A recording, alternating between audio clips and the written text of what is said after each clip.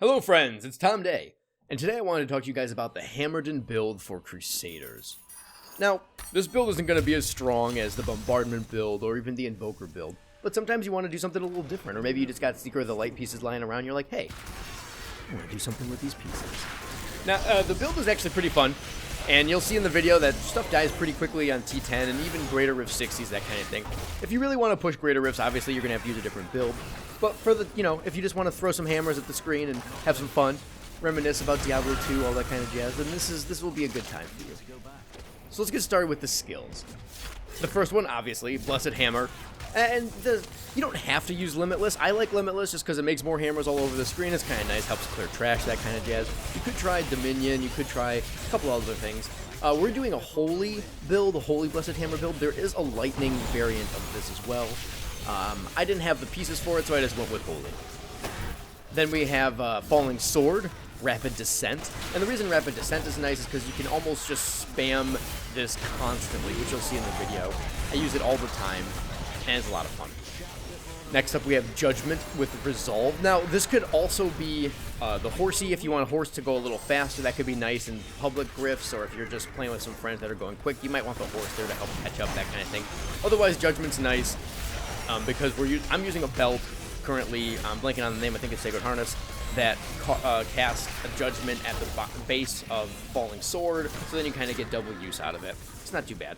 And you'll see that you're constantly spamming hammers anyway, so having a little, not having the horse is okay, because you want to be throwing hammers out all the time.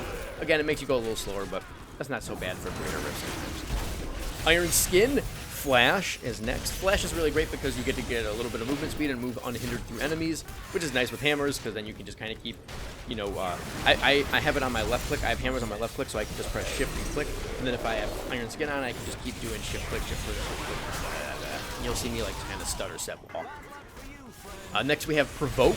I'm using Too Scared to Run. So the Provoke skill is sort of there as a defensive mechanism, right? Because it sounds weird because they're making them attack you, but at the same time, makes them all slow down and kind of stay in that area, and then your hammers just run into them all, and you get to, kill some people. It feels good. And then the Backgrass Champion Prophet with a ton of defense, a little more damage. Can't go wrong. As for passive skills, we're using Fervor, Blunt, Indestructible, and Finery. These are just all-around good skills. Next, we have the items. So let's talk a little bit about the items. So first, like I said, this is using the Seeker of the Light set, so a lot of the pieces are already kind of determined by the set. That's those 6. But first up, we have the Crown of Light. The stats you kind of want are like Strength, Crit Damage, Blessed Hammer Damage, and a Socket, a little bit more CDR, that kind of thing. You could, I mean, that's pretty kind. I don't know. For what my purposes, this is what I would like, just because a little more extra damage is nice. There, you could throw in Bite if you wanted to, instead of maybe Crit or Hammer damage. It's up to you. We're going to use the Traveler's Pledge, because we are using the Endless Walk set. The Endless Walk set is fantastic for us because it gives a little damage reduction, and if you can sit still, you get more damage, so you can't go wrong with that. Rolls, pretty typical stuff. Crit damage, crit chance, strength, maybe holy damage instead of strength. Might be better. Next, we have Gabriel's Van Braces. These braces are awesome for us. You want holy skill damage if you're using holy, strength, bite, crit chance. These are great just because they, like I said, they're great. They make Blessed Hammer almost free when you're attacking single targets in small groups, which is nice. Our armor is going to be Heart of the Light. You're going to want Strength, Vitality. You can do Life Percent, All Resist. There actually might be a damage roll that could be helpful. Don't know, but this one's good. Served the purposes for the video. The shoulders, we're going to have Mountain of the Light.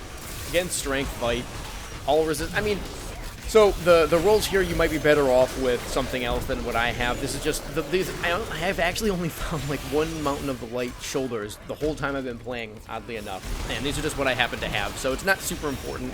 If you're trying to push Greater Rifts, there's probably a better, you could probably optimize a little better. But for the purposes of this video and for showing you guys that the build is viable in T10 and even 60 without optimized gear, here we go. Gloves, Strength, Bite, Crit Chance. I'd rather have probably Strength, Crit Chance, Crit Damage, and then maybe Cooldown. Cooldown's not super important, to be honest, so maybe just Strength, Bite, Crit Chance, and Crit Damage would be best for us. We have Sacred Harness here. This is nice just for the, like I was saying, since we're using Judgment in the one build, This gives us a little bonus judgment. Again, since we're using Endless Walk, we need the Compass Rose. This Compass Rose is pretty nasty. The only real good stats that's on there is the strength, the socket, and the crit damage. The life per hit and the cooldown is in. So you could definitely do better with your ring. And that, yeah, so the other ring we have is Convention of the Elements. This is good for group play. This one's a pretty great one. I have a low strength roll, but really nice crit damage and crit chance roll on it. If you were by yourself, you might want to use a Unity for pushing higher grifts. I did not use a Unity for the 60 grift, so you could see that if I had another 50% damage reduction, that would be pretty powerful. It'd be nice. And for pants, we're going to use Towers of Light, Strength, Bite, All Resist. You know, can't go wrong. Obviously, sockets. We're using strength gems in all of our stuff. You could use diamonds if you felt like you were dying or you want it when you're pushing grifts, that kind of thing. And we're going to use Foundation of Lights for the booties. You want strength, vitality, all resist, and blessed hammer damage. It's very nice. And the weapon, Johanna's Argument. These are great because they just make you attack so freaking fast. I shouldn't say these, but this is great. It makes you attack super fast. Life on hit's not bad. Strength is good. Damage is good. These rolls are pretty fantastic. Life on hit is actually useful because you're attacking so fast. And finally, the Guard of Johanna. Strength, vitality, crit chance. The life spent per wrath is not that great. You could get something else there if you wanted to.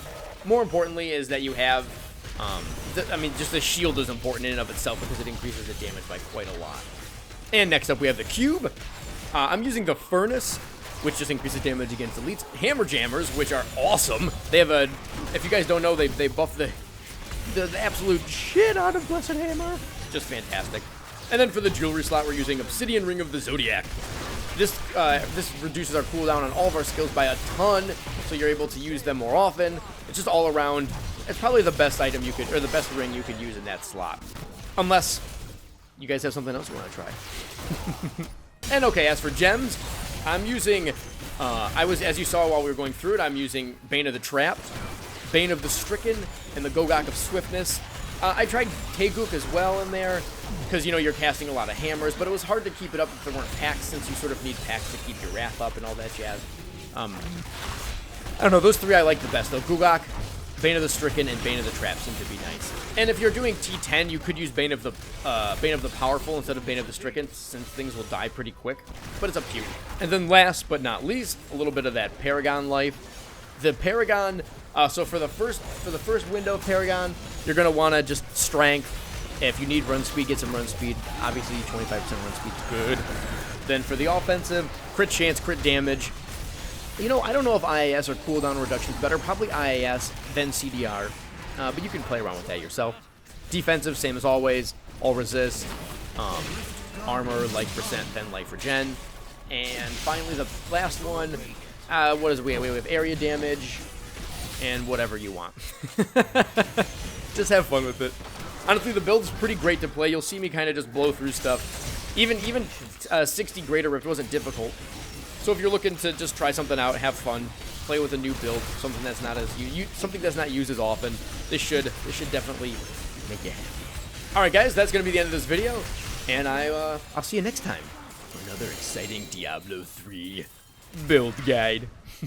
Have a great weekend. Talk to you later.